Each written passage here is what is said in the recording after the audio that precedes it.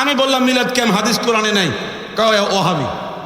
আমি বললাম ঈদে মিলাদুন নবী ফাও কথা, কথা কোন কয় ওহাবি। আরে এটা কইলে ওহাবি হয় কিরকম? এটা কি ওহাবির আলামত নাকি? হ্যাঁ, এটা কি ওহাবির আলামত? জায়গা পায় না, মূর্খতার জাহালতের মধ্যে ডুবে আছে। বিশুদ্ধ বর্ণনা সহিহ বুখারী 6029 নম্বর হাদিস। عن عائشة رضي الله تعالى عنها قالت إن رسول الله صلى الله عليه وسلم كان بين يديه ركوة أو علبة فيها ماء। নবীজির মৃত্যুর সময় কেমন ছিল একটা হাদিস শরীফ মনোযোগ দিয়ে শুনেন। নবীজির প্রিয়তমা স্ত্রী আমাদের মা আয়েশা সিদ্দিকা রাদিয়াল্লাহু তাআলা আনহা বলেন, ইন্না রাসূলুল্লাহি সাল্লাল্লাহু আলাইহি ওয়াসাল্লাম, হুজুর যখন ইন্তিকালের সময়, মৃত্যুর সময়, যারা বাতিল ফেরকার মধ্যে আছে তারা আমার নবীর সাথে মৃত্যু শব্দ ব্যবহার করে না। তারা বলে মৃত্যু বললে হুজুরের সম্মান কমে যায়, অথচ আল্লাহ তাআলা বলেছেন ইন্নাকা মাইয়িতুন ওয়া ইন্নাহুম মাইয়িতুন। অতি ভক্তি সুরের লক্ষণ। বোঝেন নাই? হুজুরকে আমরা সম্মান করি, মোহাব্বত করি, ভালোবাসি, অতএব হুজুর মৃত্যুবরণ করে নাই, হুজুর পর্দা করছে। বেয়াদব, কোরআনের আয়াত স্বীকার করে তুমি এখন পর্দা কথা বলো। ইন্নাকা মাইয়িতুন ওয়া ইন্নাহুম মাইয়িতুন কথা কয় না। আফা ইন মাতা আও কুতিলা, যদি আপনি মৃত্যুবরণ করেন অথবা আপনি শহীদ হয়ে যান, মৃত্যু শব্দ আল্লাহ নিজে বলেছেন, আর তুমি এখানে সম্মান দেখাও। আমরা সম্মান দেখাই না, কথা কর না। অতএব কুল্লু নাফসিন যায়িকাতুল মাউত, তুমি কোন আয়াত স্বীকার কইরা ভালোবাসা দেখো, কথা কর না। এই ওয়াজ শুনবে তো কালকে কব আমি ওহাবি। কি হয়েছে? ওহাবি অনেক অসুবিধা কি? ওহাবি তো আগে থেকেই ছিলাম, কথা বলেন না কেন? ওদের মাঠে ময়দানে আমি 20 বছর লড়াই করছি, এরপর আমি ওহাবি থাকি, লড়াই করি আমি, ওহাবি খেতাব দেয় আমার বাসায়, রাস্তা ক্লিয়ার করি আমি, কথা কন, রাস্তা ক্লিয়ার করি আমি, আর আমার ওহাবি বলে। পরে কইছে কইও, ভালো করে কইও, আমি 100% হইয়া লই, কথা কোন ঠিক কিনা? এবারে কও 100% বলো। এবারে তোমাদেরকে বাসায় আমি বাস কইরা মোনাজারা কইরা, আর তোমরা আমাকে ওহাবি কও। এবারে কও ভালো কইরা, রাস্তা ক্লিয়ার করে দিছি, কথা কোন ঠিক কিনা? একটা আজানে কেমন দিয়া কও, জামাত কায়েম করে বলো, কোনো সমস্যা নাই। আলহামদুলিল্লাহি নাহমাদুহু ওয়া নাস্তাঈনুহু ওয়া নাস্তাগফিরুহু ওয়া নাউযু বিল্লাহি মিন শুরুরি আনফুসিনা ওয়া মিন সাইয়্যাতি আ'মালিনা। من يهده الله فلا مضل له ومن يضلله فلا هادي له ونشهد أن لا إله إلا الله وحده لا شريك له ونشهد أن سيدنا وحبيبنا وطبيبنا وطبيب قلوبنا ومرشدنا ومولانا محمدا عبده ورسوله صلى الله عليه وعلى آله وأصحابه وبارك وسلم، الذي أرسله بالحق بشيرا ونذيرا وداعيا إلى الله بإذنه وسراجا منيرا. فقد قال الله تعالى في كلامه المجيد وفرقانه الحميد: أعوذ بالله من الشيطان الرجيم، بسم الله الرحمن الرحيم. وجاءت سكرة الموت بالحق، ذلك ما كنت منه تحيد. صدق الله العظيم وصدق رسوله النبي الكريم ونحن على ذلك من الشاهدين والشاكرين والحمد لله رب العالمين. قال النبي صلى الله عليه وسلم: كل امرئ مصبح في أهله والموت أدنى من شراك نعله. رواه البخاري. إن الله وملائكته يصلون على النبي يا أيها الذين آمنوا صلوا عليه وسلموا تسليما. اللهم صل على محمد وعلى آل محمد كما صليت على إبراهيم وعلى آل إبراهيم إنك حميد مجيد. اللهم بارك على محمد وعلى آل محمد كما باركت على إبراهيم وعلى آل إبراهيم إنك حميد مجيد. بلغ العلا بكماله كشف الدجى بجماله حسنت جميع خصاله صلوا عليه وآله. ফখরে বাঙ্গাল আল্লামা তাজুল ইসলাম রহমতুল্লাহ আলাইহির স্মৃতি বিজড়িত ঐতিহ্যবাহী দ্বীনী শিক্ষা প্রতিষ্ঠান ভুবন ইসলামিয়া হুসাইনিয়া নোয়ারুল উলুম মাদ্রাসার ৯৮তম ইসলামী মহাসম্মেলনের সম্মানিত মুআজ্জাজ সভাপতি মণ্ডলী, প্রধান অতিথিবৃন্দ, হাজারাত উলামায়ে কেরাম, মুরব্বিয়ানে এজাম, যুবক ভাইরা, পর্দানশীন শ্রবণরতা মা বোনেরা, আদরের স্নেহের ছোট ছোট কচিকাচা ভাইয়েরা, যে মনিব এত রাত পর্যন্ত আল্লাহর ওলি, আল্লাহর একজন প্রিয় বান্দা এর প্রতিষ্ঠিত মাদ্রাসার বার্ষিক ইসলামী সম্মেলনে এতক্ষণ পর্যন্ত আমাদেরকে বসিয়ে থাকবার তৌফিক দিয়েছেন, শুকরগুজার করছি। সকলে পড়ছি আলহামদুলিল্লাহ। মুআজ্জাজ হাজিরিন, আমার সময় অত্যন্ত অল্প। আমি আল্লাহ পাকের দরবারে আমার বক্তব্য শুরুতে আমি শুকরগুজার করছি যে আল্লাহ সুবহানাহু ওয়া তাআলা আমাকে হাক্কানিয়াতের পথে কবুল করেছেন। এজন্য আমি শুকরগুজার করছি। যেই কোনোভাবে হোক আমি এই পথে উপস্থিত হতে পেরেছি। বহু বাধা, বহু প্রতিকূলতা, বহু ভালোবাসাকে বিসর্জন দিয়ে দুনিয়ার অনেক প্রাচুর্যকে ত্যাগ করে আমি এই পথে এ পর্যন্ত হাজির হতে পেরেছি। এজন্য শুকরগুজার করছি মনিবের দরবারে।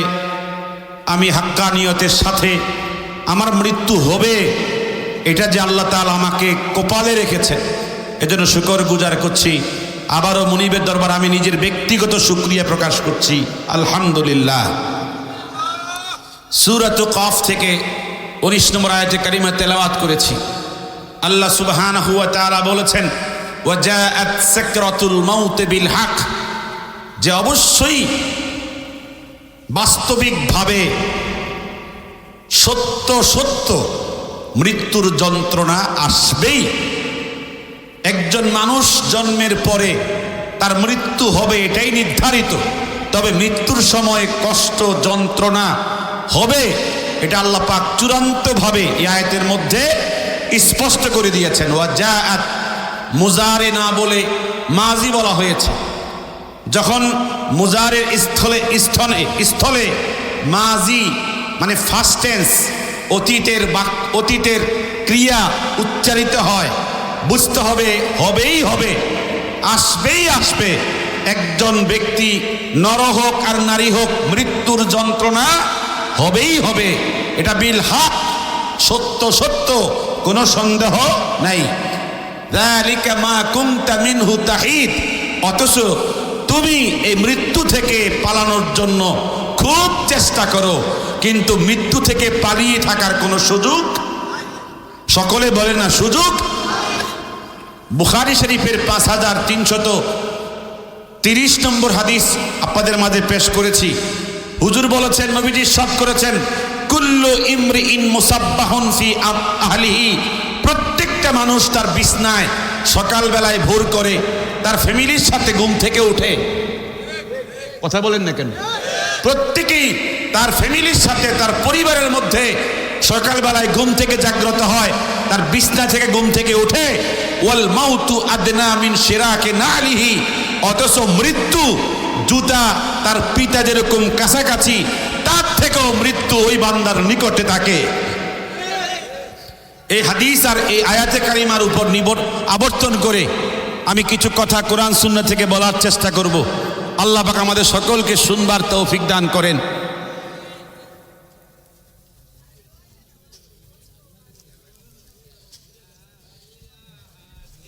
শুনেন, কারেন্ট চলে গেলে জিকির করে অনেকে, এটা জিকিরে তো বিপদে পড়ছে না? কথা বুঝছেন? কারেন্ট চলে গেলে অথবা ডিস্টার্ব করলে জিকির করে, এটা কোন ধরনের জিকির? জিকির করে জিকির চালায় দেয়, এটা এক ধরনের জিকিরের সাথে কোন রকম কি হয়, আমার কাছে একটু দৃষ্টিকটু মনে হয়। তারপরও প্রত্যেকের জিম্মাদারিতে জিকির করলে অসুবিধা নাই, যেন ডিস্টার্ব না হয়। হাদিসটা বলছিলাম সহিহ বুখারীর 5330 নম্বর হাদিস। আরেকখানা হাদিস শরীফ শুনেন, নবীজি বলেছেন ইবনু মাজার 4619 নম্বর হাদিস। নবীজি বলেছেন, ইয়া ইখওয়ানি, ও আমার উম্মতেরা, লি মিসলি হাদা ফাআইদু, তোমরা এই মৃত্যুর জন্য, এই কবরের জন্য পরিপূর্ণ প্রস্তুত হও, পরিপূর্ণ প্রস্তুত হও।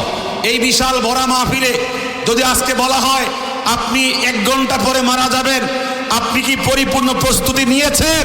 কয়জন হাত তুলতে পারবেন? কয়জন হাত তুলতে পারবেন? নবীজি বলেছেন, ইয়া ইখওয়ানি, আমার উম্মতেরা, লি মিসলি হাযা, এই কবরের জন্য, এই মৃত্যুর জন্য ফাআইদু, পুরোপুরি প্রস্তুতি গ্রহণ করো। আসলে মূলত আমরা মনে করি আমি 2-5 বছর বাঁচবো আর একটু পরে প্রস্তুতি নিব, কিন্তু মৃত্যু যে আমার জুতার পিতা যেরকম নিকটে থাকে এটা আমার তো জানা থাকে না। এজন্য নবীজি বলেছেন, যখন তখন যে কোনো টাইমে তুমি মৃত্যুর জন্য প্রস্তুতি নিয়া প্রস্তুত থাইকো, যেন তুমি মৃত্যুর সাথে সাথে আল্লাহর মোলাকাত পেতে পারো। শুআবুল ঈমান 5 লক্ষ হাদিসের হাফেজ ইমাম বাইহাকি, তিনি শুআবুল ঈমানের 9136 নম্বর হাদিসে বর্ণনা করেছেন, নবীজি ইরশাদ করেছেন, তুহফাতুল মুমিনে আল মাউতু, একজন মুমিনের চূড়ান্ত সফলতা হলো, চূড়ান্ত উপহার, চূড়ান্ত হাদিয়া হলো মৃত্যু। নবীজি এখানে উম্মতকে শুভ সংবাদ দিয়েছেন, মৃত্যু নিয়ে ভয় পাইও না, মৃত্যু নিয়ে ভয়ঙ্কর জিনিস নিয়ে মাথায় টেনশন করো না। তোমার ইমানদারের জন্য আল্লাহর দেওয়া সবচেয়ে বড় হাদিয়া, সবচেয়ে বড় নিয়ামত, সবচেয়ে বড় তোহফা, এটা হলো মৃত্যু। কথা বলেন না কেন? তাহলে মৃত্যু থেকে যে একটা ভয় ছিল, এই হাদিস থেকে উঠাই দিয়েছেন নবীজি। আপনি মৃত্যু নিয়ে ভয় পাওয়ার কিছু নাই, মৃত্যু তো হবেই, তবে মৃত্যু একজন ইমানদারের জন্য সবচেয়ে বড় উপহার। মোল্লা আলী কারি হাদিসের ব্যাখ্যায় লিখেছেন, মিরকাতুল মাফাতিহের 6ষ্ঠ খণ্ডে লিখেছেন, লিআন্নাহু ওয়াসিলাতুস সাআদাতিল আবাদিয়্যাতি ওয়া জারিয়াতুল উসুলি ইলা মাহদারিল কুদসে ওয়া মাহফালিল ইনসে।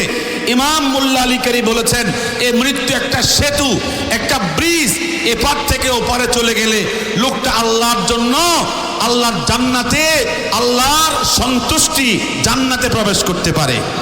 কথা বলেন ঠিক কিনা? লিআন্নাহু ওয়াসিলাতুস সাআদাতিল আবাদিয়্যাতি, চূড়ান্ত সফলতা, চূড়ান্ত বিজয়, চূড়ান্ত সাকসেস ওই ব্যক্তি হতে পারে যে মৃত্যু নামক সেতু পার হয়ে আল্লাহর সাথে মোলাকাত করে। ওয়া জারিয়াতুল উসুলি, এবং ইলা মাহদারিল কুদসে, আল্লাহর সামনে হাজির হওয়ার জন্য এটা হলো জারিয়া, এটা হলো ওসিলা, এর মাধ্যমে ব্যক্তি আল্লাহর মাবুদের কি হয়ে যায়, মোলাকাত পেয়ে যায়। ঠিক কিনা? তাহলে মৃত্যু কি কোনো বয়ের জিনিস? যে প্রস্তুতি নিয়ে রইছে এর জন্য মৃত্যু হাদিয়া, আর যে প্রস্তুত না, অপ্রস্তুত, হজ ফরজ হয়েছে হজ করে নাই, নামাজ ফরজ হয়েছে নামাজ পড়ে নাই, তার হালাল উপার্জনের জন্য প্রয়োজন ছিল, হালাল উপার্জন করে নাই, যেই ব্যক্তি মৃত্যু থেকে গাফেল সে ব্যক্তির জন্য মৃত্যু ভয়ঙ্কর জিনিস। আর যে মৃত্যুর জন্য প্রস্তুতি নিয়ে রয়েছে সে ব্যক্তির জন্য মৃত্যু হচ্ছে হাদিয়া। আয়েশা সিদ্দিকা বলেন যে ইন্না রাসূলুল্লাহ সাল্লাল্লাহু আলাইহি সাল্লাম কানা বাইনা ইয়াদাইহি রাকওয়াতুন আও উলবাতুন ফিহা মা। ইন্তেকালের সময়, মৃত্যুর সময় নবীজির সামনে একটা পানির পেয়ালা ছিল। কিসের পেয়ালা? কোন পানির পাত্র ছিল। ফাজআলা ইউদখিলু ইয়াদাইহি ফিল মা। হুজুর মৃত্যুর যন্ত্রণা থেকে নিজেকে মুক্তির জন্য, একটু সামান্য উপকার হাসিল করার জন্য ফাজআলা ইউদখিলু ইয়াদাইহি ফিল মা, এই পাত্রের মধ্যে, পানির মধ্যে হাত ঢুকাচ্ছেন। কি ঢুকাইতেছেন? হাত মোবারক ঢুকাচ্ছিলেন। ফায়ামসাহু বিহিমা ওয়াজহাহু, হুজুরের হাত মোবারক পানিতে ঢুকাইয়া আবার পানি থেকে বের করে চেহারা মোবারকের মধ্যে ভিজা হাত মোবারক দিয়া মুছতেছেন, যাতে করে একটু কষ্টটা কম লাগে। দেখবেন প্রচন্ড গরমের মধ্যে ঠান্ডা পানি লাগলে ভালো লাগে, লাগে কিনা বলেন? এইভাবে নবীজি বারবার পানির ভিতরে হাত ঢুকাচ্ছেন, আবার সেখান থেকে পানি থেকে হাত বের করে চেহারা মোবারকের মধ্যে হাত মুছতেছেন। সুম্মা ইয়াকুল, এরপরে বলতেছেন লা ইলাহা ইল্লাল্লাহ ইন্না লিল মাউতে সাকারাত। হুজুর বলতেছিলেন উম্মতেরা শোনো, মৃত্যুর সময় ছেলের কথা বলো না, মেয়ের কথা বলো না, সম্পত্তির কথা বলো না। মৃত্যুর সময় বেশি বেশি যতক্ষণ তোমার মস্তিষ্কের মধ্যে তোমার বিবেক বিচ্ছিন্ন না হয়, তোমার হুঁশ যতক্ষণ থাকে অতক্ষণ পইরো লা ইলাহা ইল্লাল্লাহ। হুজুর তখন কালেমা পড়ছিলেন। কি পড়ছিলেন? আর বলছিলেন ইন্নালিল মাউতি সাকারাত। উম্মতেরা শোনো, মৃত্যুর সময় যন্ত্রণা অনেক, সাকারাত, সাকারাত অনেক যন্ত্রণা, অনেক কষ্ট। এই মৃত্যুর জন্য প্রস্তুতি গ্রহণ করো, সতর্ক থাকো, সাবধান থাকো। মৃত্যুর সময় যেন কোনো কারণে শয়তানের সমস্ত কুমন্ত্রণা থেকে মুক্তি না পাইয়া কালেমা নসিব না হয়, এমন সতর্ক থাইকো। ইমাম গাজ্জালি লিখেছেন, মুকাশাফাতুল কুলুবের মধ্যে লিখেছেন, যখন মুমিন বান্দা মৃত্যুর সময় হাজির হয়ে যায়, চতুর্দিকে শয়তান, বড় বড় পারদর্শী শয়তানদেরকে পাহারায় বসায়া দেয় আর বলে, তুই তার বাবার চেহারা ধারণ কর, তুই তার মায়ের চেহারা ধারণ কর, তুই তার ছেলের চেহারা ধারণ কর, প্রত্যেকেই তার আত্মীয় স্বজনের চেহারা ধারণ কর। ধারণ করে এই আলেম, এই মুফতি মুহাদ্দিস, এই আবেদ, এই আল্লাহর ওলিকে বেঈমান করার জন্য চেষ্টা কর। ওই মুহূর্তে গায়ে শক্তি থাকে না, বিরক্তিকর পরিস্থিতি থাকে। এই জন্য ওই টাইমে শয়তান অনেক মুসলমানকে বেঈমান করার জন্য সুযোগ পেয়ে যায়। ঠিক কিনা? এই জন্য ইন্নামাল আমালু বিল খাওয়াতিম বলা হয়েছে। এই জন্য শেষ মৃত্যুর সময় ব্যক্তির কালেমা নসিব হয়েছে কিনা। হুজুর বলেছেন লাক্কিনু মাউতাকুম বিলা ইলাহা ইল্লাল্লাহ, তোমরা তালকিন করো, বেশি বেশি শিখায়া দিও। কারে? যে মারাজে মউতের মধ্যে আছে, বেশি বেশি শিখায়া দিও এই কালেমা লা ইলাহা ইল্লাল্লাহ। শয়তান তার অন্তর থেকে কালেমা ছুটাইতে না পারে, বেশি বেশি তালকিন করো। আমরা বলি আলহামদুলিল্লাহ। সহিহ হাদিসের মধ্যে বর্ণিত, ইমাম তিরমিজি 5-6 লক্ষ হাদিসের হাফেজ, তিনি বর্ণনা করেছেন, আনা আয়েশা রাদিয়াল্লাহু তাআলা আনহা قالت سمعت رسول الله صلى الله عليه وسلم يقول اللهم إني أعوذ بك من سكرات الموت। এই দোয়াটা আজকে এই মুহূর্তে মুখস্থ করে নিয়েন, কাজে লাগবে। কষ্ট হচ্ছে আপনাদের? কি সমস্যা হচ্ছে আপনাদের?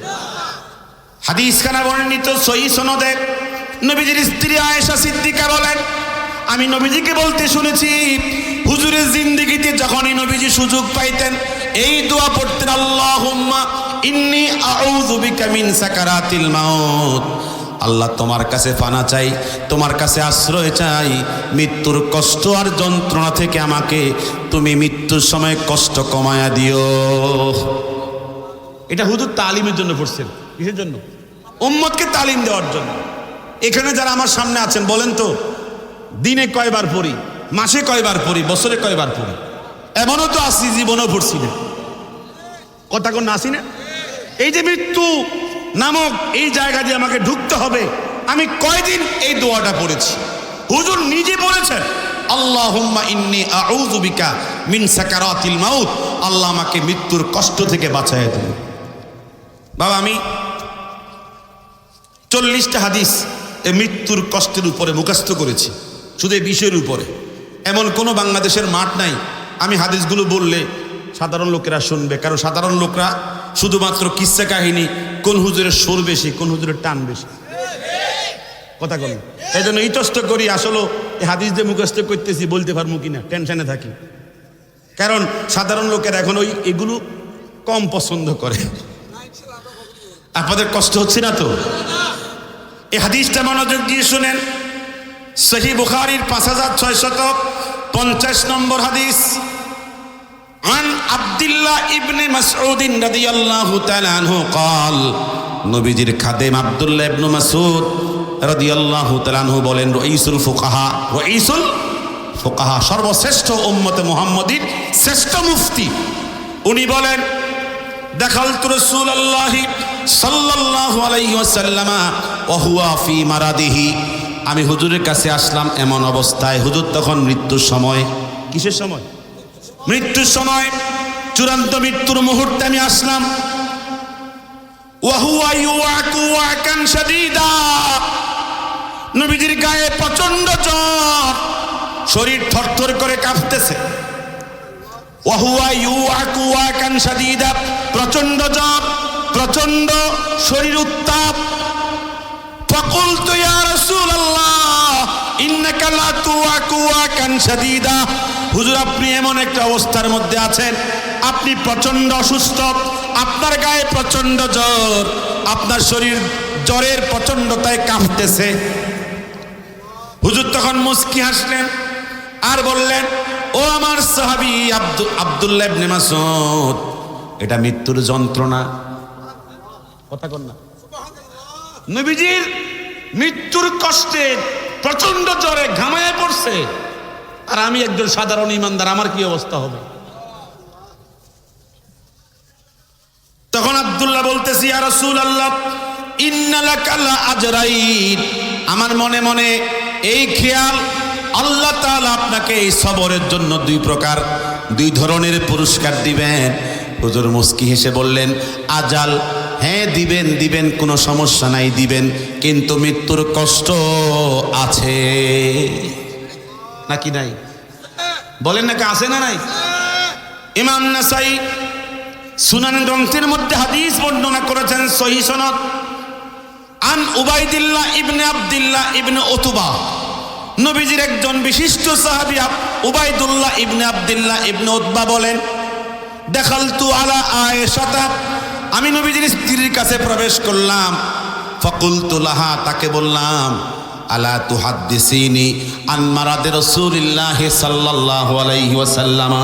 বলেন না আলহামদুলিল্লাহ। উবাইদুল্লাহ বলতেছি, হে আমাদের মা, নবীজির স্ত্রী, আপনার উরু মুবারকের সামনে, আপনার কোলের উপরে নবীজি ইন্তিকাল করেছেন, আমি জানি।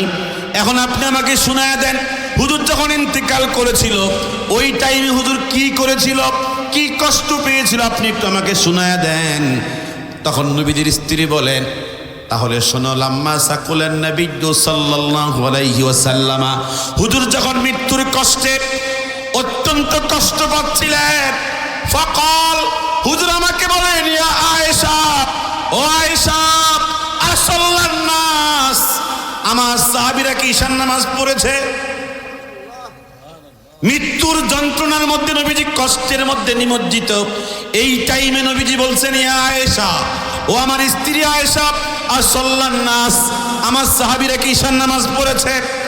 তখন আমি বললাম কুলনা ইয়া রাসূলুল্লাহ, হে আমাদের নবীজি, লা, ওরা তো নামাজ পড়ে নাই। হুম ইয়ান্তাজিরুনাকা, ওরা আমনের জন্য অপেক্ষা করতেছে, আপনার জন্য অপেক্ষা করতেছে, আর তারা আপনার জন্য কাঁদতেছে। মনে হয় আপনার থেকে তারা জামাতে নামাজ পড়া থেকে বঞ্চিত হয়ে যাচ্ছে। এই বক্তব্য শুনবার পরে হুজুর বললেন, দাউলি দাউলি মা আনফিল মিখদাব, তোমরা অজুর পাত্রের মধ্যে অজুর পানি প্রস্তুত করে নাও। ফাগতাসালাত, হুজুর অজু করলেন। সুম্মা যাহাবা লিয়ানুআ, হুজুর উঠে দাঁড়ানোর জন্য জামাতে রওনা দেওয়ার জন্য চেষ্টা করলেন, কিন্তু চেষ্টা করতে গিয়া কয়েকজনের কাঁধে ভর দিয়া অনেক চেষ্টা করে গিয়া হুজুর যখন শক্তি দিয়া যখন চেষ্টা করতেছিলেন, এই কষ্টের কারণে ফাউগুমিয়া আলাইহে, হুজুর বেহুশ হয়ে জমিনে পড়ে গেলেন। বোঝেন হাদিসটা? বুঝতেছে? হুজুর বেহুশ হয়ে জমিনে পড়ে গেছে। বেহুশ হয়ে যাওয়ার পরে নবীজি বেহুশ অবস্থায় রয়ে গেলেন। সুম্মা আফাকা, সুম্মা মানে এখানে অনেক পরে, সুম্মা মানে কি অনেকক্ষণ পরে। আফাকা, হুজুরের হুঁশ ফিরে আসলো। হুঁশ যখন ফিরে আসছে, হুজুর স্ত্রীর কথা বলেন নাই, সংসারে কি আছে বলেন নাই, কথা কর, তার ফ্যামিলিতে কি খাবার আছে না নাই এটাও বলেন নাই, তার সম্পদ কি আছে এটাও বলেন নাই। হুজুর আবার বললেন, ইয়া আয়েশা, ও আমার আয়েশা, আসাল্লান নাস, আমার সাহাবীরা কি ঈশার নামাজ পড়েছেন? আয়েশা তখন বলেন, কুলনা ইয়া রাসূলুল্লাহ, ওরা তো নামাজ পড়ে নাই। হুজুর তখন বললেন, তারা কি করতেছে? আয়েশা বলেন, হুম ইয়ান্তাজিরুনাকা, তারা অপেক্ষা করতেছে। কি করতেছে? আপনারা ঘুমাইতেছেন? কি করতেছে বলেন? অপেক্ষা করতেছে। হুজুর তখন বললেন, দাউলি মা আনফিল মিখদাব, অজুর পাত্রে আমার জন্য পানি প্রস্তুত করো। ফাগতাসালা, হুজুর অজু করলেন। সুম্মা যাহাবা লিয়ানুআ, আবার দাঁড়ানোর চেষ্টা করলেন, একটু উপরের দিকে উঠার চেষ্টা করলেন। ফাউগুমিয়া আলাইহি, হুজুর বেহুশ হয়ে পড়ে গেলেন, যেতে পারলেন না জামাতে। অনেকক্ষণ চলে গেছে, আধা ঘন্টা, 40 মিনিট বা 1 ঘন্টা। অনেকক্ষণ পরে সুম্মা আফাকা, হুঁশ ফিরে আসলেন। হুঁশ ফিরে আসার পর হুজুর বললেন, ইয়া আয়েশা, আসাল্লান নাস, আমার সাহাবীরা কি নামাজ পড়েছে? একজন কাস্টমার আসছে দোকানে, 50 টাকার বালতি কিনবো। হেমিয়া কয়, ঠিক আছে, আসেন আসেন। জামাত শুরু হয়ে গেছে, খবর নাই। একজন স্কলার বাংলাদেশে ছিল, মারা গেছে, ডক্টর আব্দুল্লাহ জাহাঙ্গীর, নাব্বারাল্লাহু মারকাদাহু ওয়া জাআলাল জান্নাতা মাসওয়াহু। আমি তাকে ব্যক্তিগতভাবে চিনি। অনেক বড় পণ্ডিত ছিলেন, আলেম ছিলেন, হাদিসের বড় বিশারদ ছিলেন। তার হাদিসের পাণ্ডিত্য আমাকে মুগ্ধ করে ফেলেছে। অনেক বড় মাহের, তিনি হাদিস বিশ্লেষক ছিলেন। তার জানাজায় যখন গিয়েছিলাম, আমি জানাজায় যাওয়ার পরে বুঝতে পেরেছি আল্লাহ পাক তাকে কি পর্যায়ে কবুল করেছে। তার কিতাব পড়তে গিয়ে দেখেছি, তিনি এক জায়গায় লিখেছেন, বাংলাদেশে 100 জন মুসলমানের মধ্যে 3 জন 5 ওয়াক্ত নামাজ পড়ে। কয়জন? এই কথাটা আমার অন্তরে খুব কষ্ট দিছে। যদি বুঝতাম যে বাংলাদেশে 100 জন মুসলমানের মধ্যে 97 জন জামাতে নামাজ পড়ে, আর 3 জন হয়তো বা পারে না, তাও মন্ডারে বুঝাইতাম। লক্ষ লক্ষ মাদ্রাসা, লক্ষ লক্ষ মসজিদ, লক্ষ লক্ষ মাহফিল, লক্ষ লক্ষ আলেম ওলামা, লক্ষ লক্ষ খতিব, ইমাম। আমি এই জন্য বলি, প্রায় সময় বলি, যদি ফখরে বাঙ্গাল রহমতুল্লাহ আলাইহির এই মাদ্রাসার এই মাঠে 365 দিন, বছরে কত দিন? 365 দিন, যে শুধুমাত্র সারা দেশের সমস্ত ওলামায়ে কেরাম সারা দেশে কোথাও মাহফিল করবে না, এই 1 বছর পুরা প্রতিদিন 10 জন কি করবে? ফজর থেকে মাগরিব, মাগরিব থেকে ফজর, 24 ঘন্টা বয়ান করবে। সারা দেশে কোনো মাহফিল হবে না। 365 দিনে এখানে শুধু কি হবে? বয়ান হবে। যতই বয়ান করুক, মগর মসজিদের মুসল্লি বাড়বে না। কারণ কি জানেন? কারণ মুসল্লি আসে মাহফিলের মধ্যে সিদ্ধান্ত নিয়ে, ওয়াজ হবে, মগর আমি পরিবর্তন হব না। আর বক্তাও আসে সিদ্ধান্ত নিয়ে, এমন একটা বয়ান মেরে দিব যেন ভাইরাল হওয়া যায়, যেন আমাকে সারা দেশ থেকে বয়ানের দাওয়াত দেয়। হুজুরের মতলব এটা, আর শ্রোতার মতলব হচ্ছে বয়ান যতই করুক ঠাসায়া বয়ান করলেও আমি পরিবর্তন হব না। এই জন্য দেখবেন আপনারা, যে গ্রামে 1000 2000 মানুষ বসবাস করে, 1500 বাদ দিলাম বাচ্চা কাচ্চা মহিলা সহ, আর বাকি 500 থাকে। কথা কন না, 500। এই 500 জন ফজর নামাজে দেখবেন ইমাম আর মুয়াজ্জিন ছাড়া। কথা কন, এই ইমাম আছে কি জন্য? দায়িত্বের জন্য। আর মুয়াজ্জিন কি জন্য? আজানের জন্য। যদি ইমামও না থাকতো আর মুয়াজ্জিন না থাকতো, কত জামাত এই মসজিদে হইতই না। ঠিক নি বলেন বাবা? তিনি বাড়ায় কিছু বলেন নাই। উনি বলেছেন সারা দেশে ঈদের নামাজ পড়ে 70%, 30% নামাজই পড়ে না। এই ঈদের নামাজই পড়ে না। এবারে কোন সারা বছরে 2 রাকাত নামাজ, ঈদেও পড়ে না। সপ্তাহে জুমার নামাজ কয় রাকাত? 2 রাকাত। হে 50 থেকে 60% জুমার নামাজ পড়ে, বাকি 40% নামাজই পড়ে না। জুমাও নাই, ঈদের নামাজও নাই, পাঞ্জেগানাও নাই, এরপরে দাবি করে মুসলমান। আল্লাহ তুমি হেফাজত করো। এটা আমিন বলেন জোরে। কবে নামাজ পড়বে? কোন দিন শুরু করবে? যাই হোক, আমি নবীজির এই হাদিসটা বলতেছি। এইভাবে 4 বার নবীজি বলছেন অজুর পানি প্রস্তুত করো। প্রস্তুত করা হলে অজু করছে, চেষ্টা করছে জামাতে যাওয়ার জন্য, আবার বেহুশ হয়ে পড়ে গেছে। এই যে হাদিসটা শুনাইলাম, কেন শুনাইছি জানেন? এই জন্য শুনাইছি, হুজুর ইন্তেকালের সময় অনেক কষ্টে, অনেক ব্যথা নিয়ে উম্মতেরে বলে নাই। কি বলছে উম্মতেরে? ইসলাহি কুতুবাত একখানা কিতাব, শেখুল ইসলাম ইমাম তাকি উসমানী, উনি আমাদের পৃথিবীতে এখন বর্তমানের বিস্ময়। এমন এক আজীব এক আল্লাহ আমাদের জন্য নেয়ামত রেখেছেন, এক আশ্চর্যকর বিস্ময়। তার মতো প্রখর মেধাবী পৃথিবীতে মনে 10 জনের মধ্যে তিনি একজন।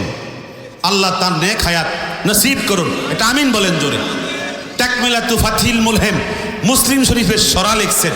উনি বাড়ি পাকিস্তান, এমন আরবিতে সরা লিখছে, উনি যে আরবের লোক না, উনি যে অনারব, মানে আরবের বাহিরের দেশের লোক, এটা বোঝাই যায় না।